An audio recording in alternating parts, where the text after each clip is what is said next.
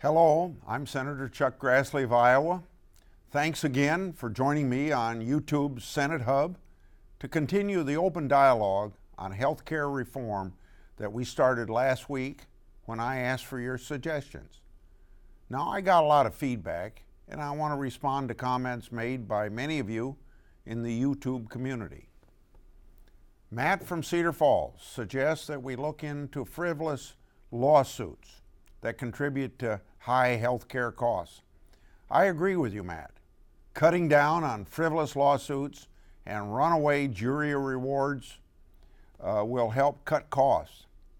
When doctors endlessly worry about how not to be sued for malpractice, they obviously end up practicing defensive medicine.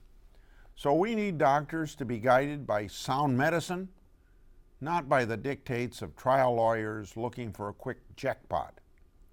Next, I want to move to a suggestion from Cedar Rapids, Iowa, regarding drug company advertising campaigns. These ad campaigns can help inform consumers on what medications are available and what healthcare benefits they provide. Drug companies use these direct to consumer advertisements just like any other business trying to get the word out on their products. One thing I'm looking into is the relationship between pharmaceutical companies and doctors. Drug and device makers dole out millions of dollars to doctors through dinners, speaking engagements, and travel.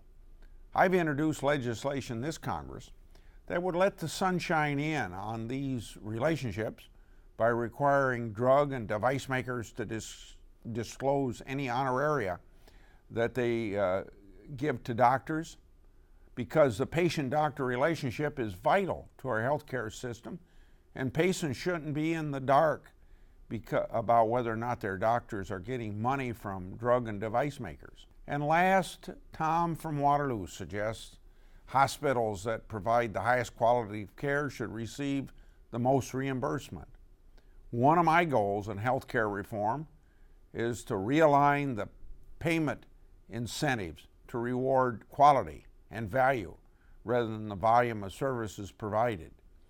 Congress took steps to focus incentives on quality care back in 2005, but a lot more needs to be done, and it should be part of healthcare reform this very year. It only makes sense then to reward healthcare providers who work hard to deliver the highest quality care. Today, more often than not, Medicare actually can penalize providers who provide higher quality care, and of course that makes just no sense.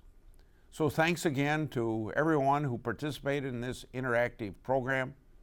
As the debate moves forward on healthcare reform, we need your common sense input. So keep it coming and help keep open the lines of communication that our system of representative government so much depends on.